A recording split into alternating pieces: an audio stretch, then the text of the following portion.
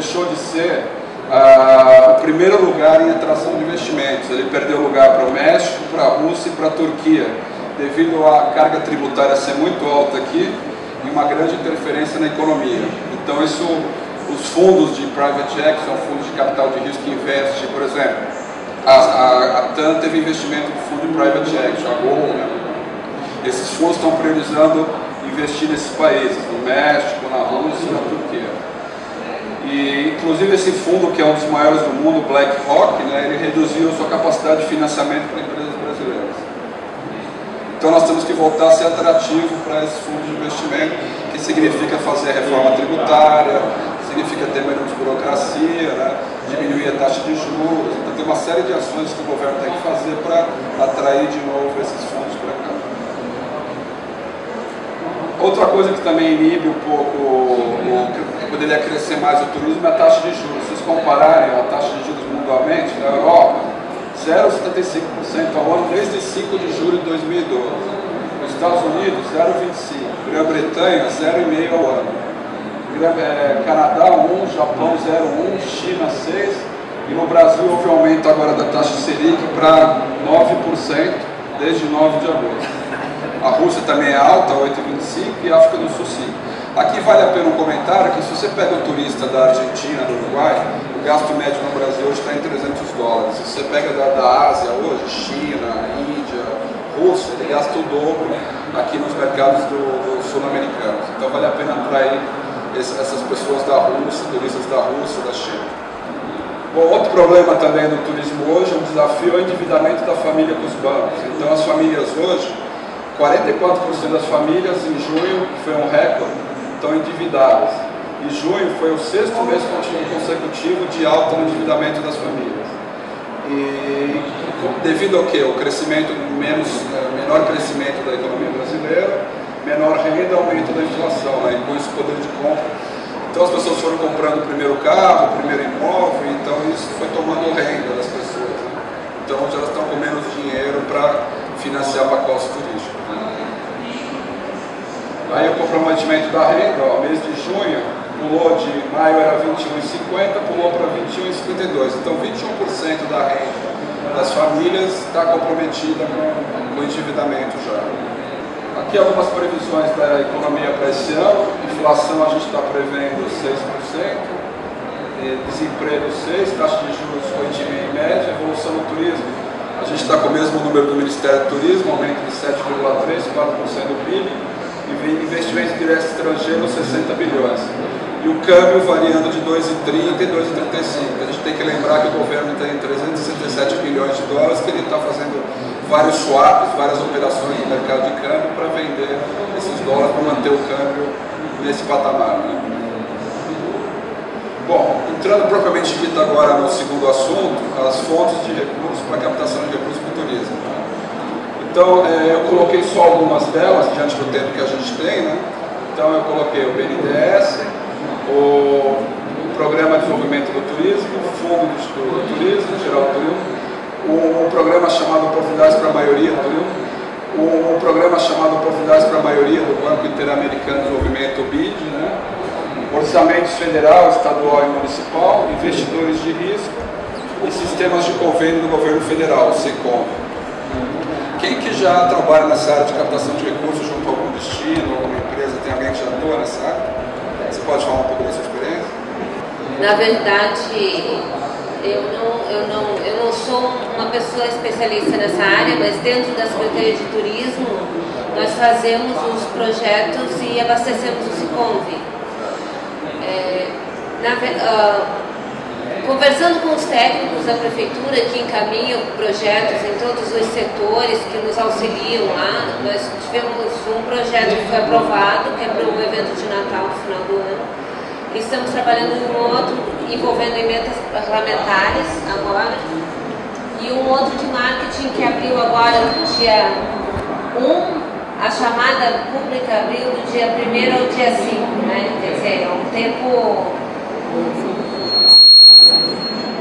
Mas o comentário que os técnicos colocam para a gente no que se refere à captação de recursos, quem consegue aprovar um projeto no Ministério pelo SICOMV do turismo pode passar qualquer outro, porque é o ministério mais difícil se você passar um projeto complicado.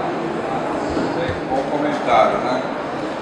Então, começando do BNDES, a gente tem o programa BNDES de turismo para a Copa do Mundo, que nesse momento ele está fechado para novas captações, mas aqui eu coloquei alguns exemplos do que foi repassado já. Você teve 87 milhões para um hotel no Rio Centro, né? 417 milhões para 2 novos hotéis no Rio de Janeiro, ampliação do orçamento do BNDES, aqui uma matéria sobre isso, a reforma de um hotel na Bahia, aqui você tem também ampliação e modernização de 3 hotéis em Pernambuco, e tem também um hotel em Natal. Então aí foram alguns casos do uso do Procopa, né, o chamado, que agora deve reabrir, mas por enquanto até 30 de junho ainda está repassando, nesse momento não está mais. Bom, ele foi expirado em 30 de junho, ele financiava a construção, reforma, ampliação e modernização de hotéis para aumentar a capacidade e a qualidade da hospedagem em função da Copa, né? E apoiou investimentos em construção, reforma, ampliação e modernização. E também, aquela coisa que eu falei de socioambiental, investimentos socioambientais. Então, a importância dos aspectos socioambientais hoje na captação de recursos. A previsão é que o BNDES venha a desembolsar 190 bilhões esse ano, o que deve ter inclusive recursos do Tesouro Nacional para isso, né? E em 2012 houve um desembolso de 152 bilhões e nesse primeiro semestre já foram desembolsados 88,3 bilhões. Então, falta de dinheiro no BNDES não tem, né? O que acaba pegando no BNDES geralmente são as faltas de garantias para pequenas empresas, né? Que acabam tendo essa dificuldade de falta de garantia. Eu até separei aqui Se vocês acessarem o site do BNDES aqui, eles têm uma página só sobre esse programa BNDES de turismo, onde fala as condições gerais, a taxa de juros, né, o custo financeiro, a remuneração do BNDES, a taxa de risco de crédito, e como tem até 10 milhões, você tem que utilizar um agente financeiro. E esse agente financeiro ele tem um spread, ele tem uma taxa de remuneração por ser um intermediário. Se a operação for acima de 10 milhões, você pode apresentar diretamente ao BNDES. Depois o Prodetur, muitos de vocês já conhecem, alguém já operou com o Prodetur, já fez alguma coisa? Que é o Programa Regional de Desenvolvimento do Turismo, né? Que é um programa em parceria com o BID, que é o Banco Interamericano de Desenvolvimento, cuja sede é em Washington, mas eles têm escritório em Brasília, né? E também a Corporação Andina de Fomento, que tem escritório lá em Caracas e tem escritório em Brasília. A Corporação Andina, como o nome diz, ela junta alguns países da América do Sul, né? Somente do Andes, lá, e eles financiam o desenvolvimento do turismo nesses países. E aí tem ações regionais, estaduais e municipais.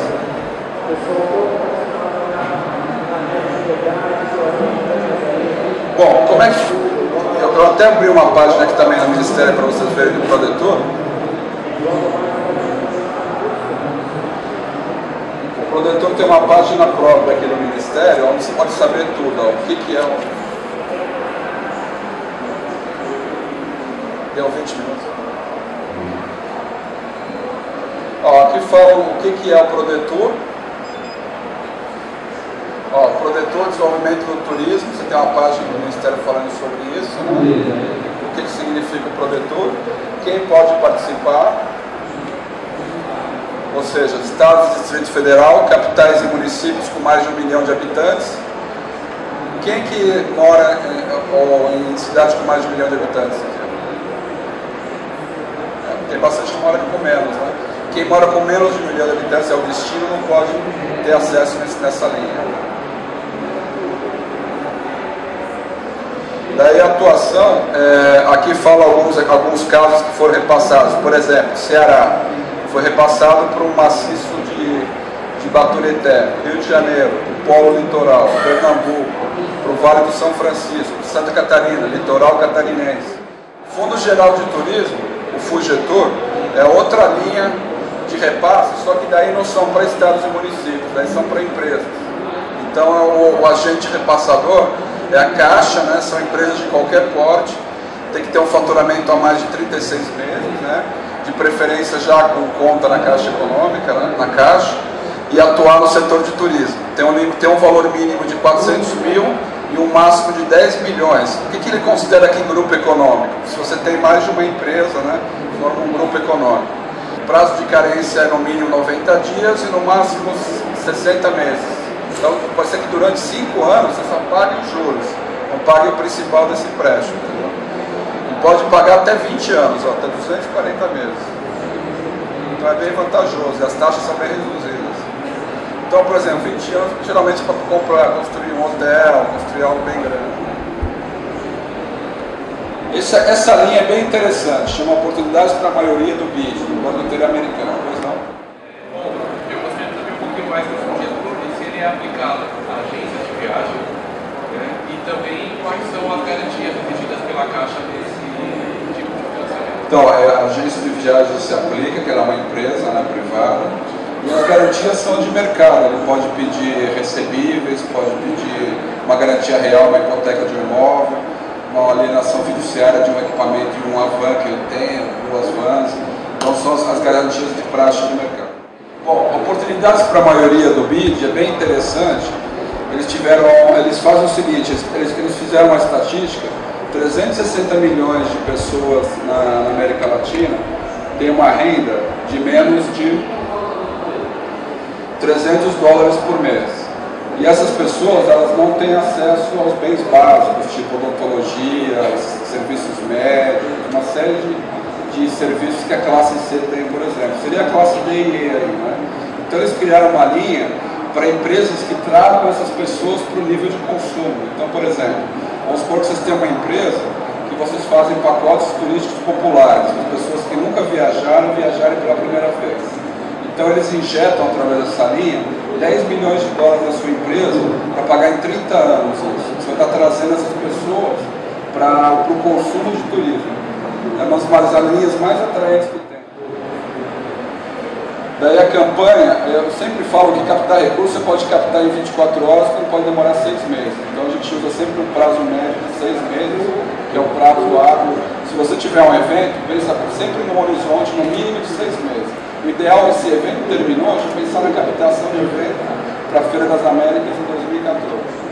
Porque daí você tem muito mais chance de contactar com calma os patrocinadores, elaborar os instrumentos, as propostas, as contrapartidas. Né? Daí você tem quais instrumentos são utilizados. Se você for apresentar alguma coisa, a sua empresa, para o investidor de risco, ou para um fundo de pensão, para o financiador, você faz um instrumento chamado sumário executivo, que na verdade ele é um resumo do plano de negócio da sua empresa. Ou, se for uma prefeitura, do plano de ação social ou do plano de turismo do destino. Né? Se for a captação junto a patrocinadores ou doadores, você prepara uma proposta para obtenção de patrocínio ou doações. E daí tem toda uma tecnologia para fazer, tem contrapartidas, tem todo um know-how para você fazer isso. É feita a campanha para captar recursos. Você faz reuniões, nunca envie por telefone ou por e-mail, nunca envie por e-mail ou por telefone, essas coisas por fax. Nunca envie por e-mail uma proposta para o patrocinador. Sempre faça reuniões presenciais e apresente para ele.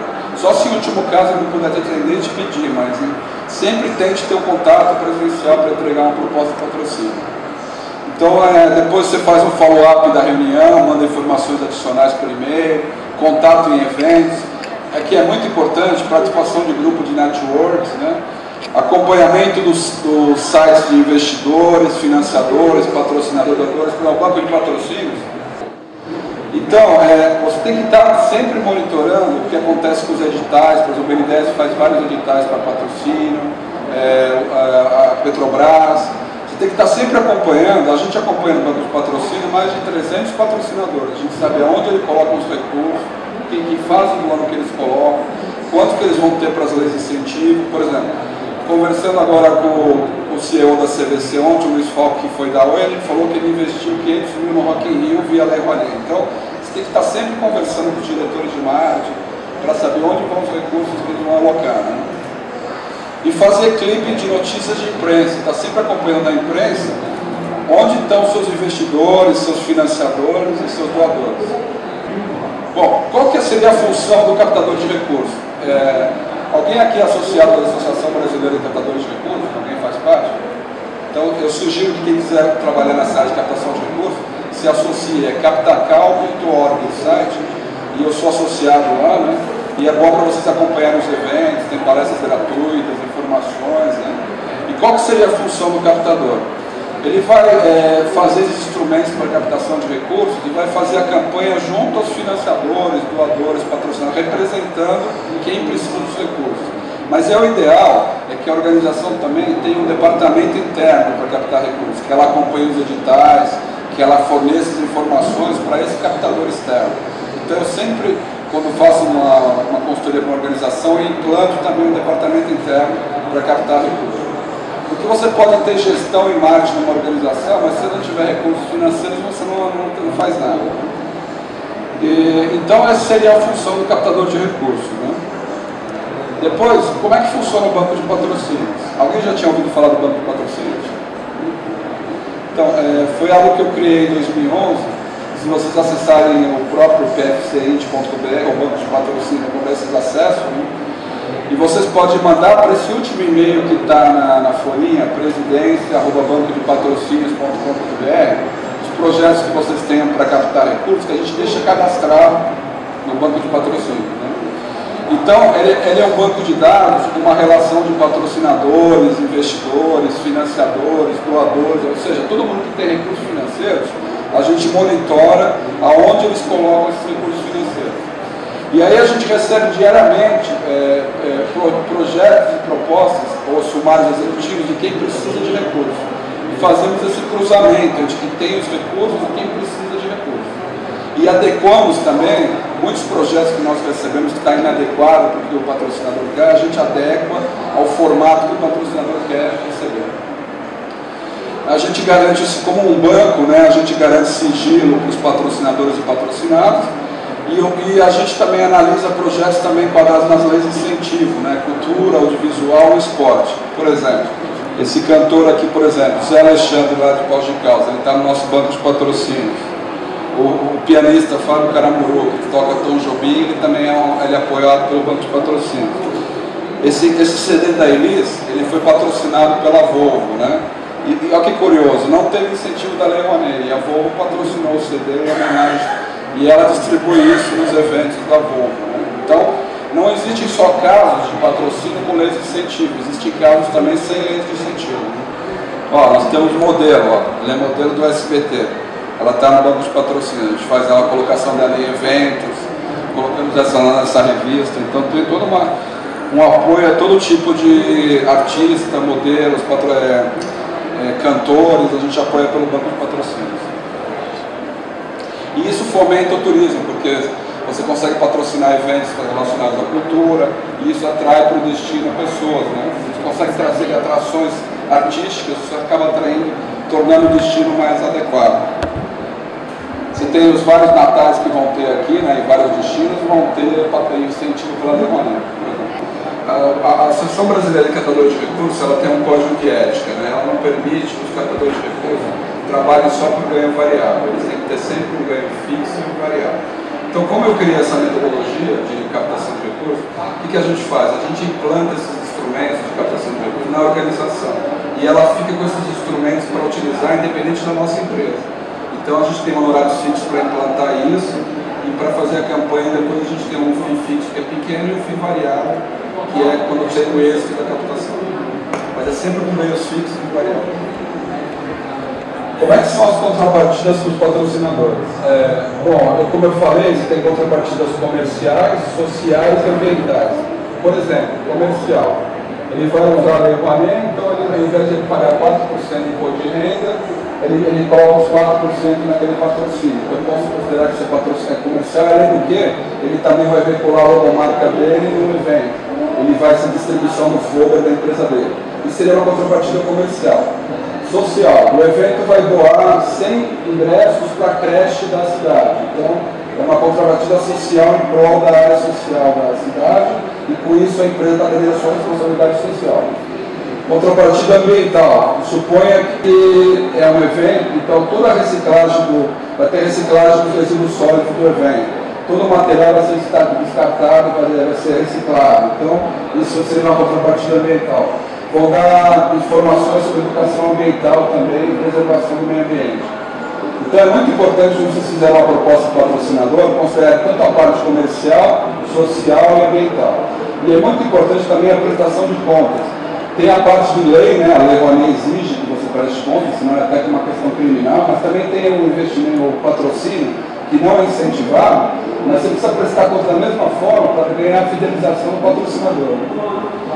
E, inclusive, hoje o Banco de Patrocínios é contratado para fazer auditoria em evento, ou seja, a gente analisar se as contrapartidas que eles prometeram aos patrocinadores foram cumpridas. Geralmente, as contrapartidas foram as que foram prometidas. Né? Bom, nós estamos lançando agora uma MBA em captação de recursos. A gente também tem palestras no curso nessa vez, depois que vocês quiserem continuar o assunto, né? E estamos fazendo uma campanha de captação de recursos no próximo livro de minha autoria, O Segredo de Captação de Recursos. Como é que funciona o crowdfunding? Vai sair uma matéria na Folha Turismo agora nessa semana, falando de um CD que foi feito com recursos de terceiros. Né? A pessoa fez uma doação e depois recebeu o CD que está pronto. Então estou fazendo isso no meu próximo livro. Quem quiser comprar antecipadamente o livro, a gente está fazendo a captação disso. E os primeiros 6 exemplares a gente vai fazer um lançamento. Vocês estão todos convidados para ir e vão receber o livro. Bom, eu queria agradecer essa palestra da doutora Ana Carolina, que é vice-presidente de capacitação da BAV, que me convidou, para o jornalista Luiz Henrique Miranda, da Agência Amigo, para todos os clientes da PFC Internacional, Agência Sua Economia e Banco de Patrocínios, e para vocês que vieram participar aqui. E a palestra continua, estou à disposição. Não tem como vocês me acharem, ó. Slide share, Twitter, telefone, e-mail, não tem como vocês me encontrarem. E eu vou abrir agora para perguntas e debates. Quem gostaria de fazer alguma opinião, uma pergunta? Eu fiz uma capacitação do sistema de convênio, né, do SICOM, e o professor era do Ministério do Planejamento, inclusive, e aí ele comentou que, apesar de toda a qualidade técnica do projeto de captação de recursos, falou que em vários ministérios, todo projeto ele é 70% político e 30% técnico. A influência política ela tem mais peso na decisão. Eu queria que você comentasse alguma coisa disso. Esse é um assunto meio delicado, mas o que eu tenho percebido, eu fui consultor 10 anos em Brasília. Tem influência, eu morei em Brasília de 95 a 2006. Realmente a variável política tem influência, né? Mas não dá para fixar que seria 70%. Existem critérios técnicos, até porque você tem órgãos de controle, Tribunal de Contas, Procuradoria-Geral da República e Corregedoria-Geral da União que controlam isso. Mas que tem a variável política, tem. Um número que não dá para dizer, eu acho que já foi pior, eu acho que já chegou a ser 100%. Hoje já tem o equilíbrio, acho que eu colocaria, se fosse citar um número, 50%, 50% influência política e influência mais o SICOM, que é toda essa apostila aqui inteira. Se vocês quiserem estudar o SICOM, é tudo isso aqui, ó. O curso que eu fiz do SICOM, que é no mínimo uma semana você estudando como funciona para você cadastrar projetos. Ministério do Turismo. Existe alguma estratégia dentro dessa metodologia sua para captação de recursos no estrangeiro? Sim. Inclusive, nós estamos negociando a vinda de uma maior rede de investidores anjos do mundo para o Brasil e estamos negociando com base nessa metodologia, que é o QRF fora, a maior rede, a gente tem uma carta de confidencialidade com eles, né? Estamos negociando, ela serve também para captação de recursos exterior, inclusive para atração de investimentos para o Brasil, para o turismo do Brasil. Eu queria que você respondesse a questionamento dela, que ela falou que o Ministério do Turismo é o mais rigoroso para apresentar projetos. O que você acha? Que área que serve o Ministério do Turismo? O mais rigoroso? Que área que serve o Ministério? Eu sou da área de promoção de investimento. Promoção de investimento. Mas acompanhei um pouco a questão da apresentação de projetos. O Ministério do Turismo, todo mundo sabe, nos últimos 2 anos passou por uma transformação significativa com alguns problemas que aconteceram lá em relação à prestação de pontos de convênios, prestação de recursos. Realmente houve uma maior rigidez em relação à apresentação de propostas. Mas o que para a gente ficou muito claro também é que se o Ministério agora está sendo rigoroso em relação à apresentação de propostas, antes havia uma frouxidão da parte do Ministério e um pouco preparo da parte também dos estados e municípios.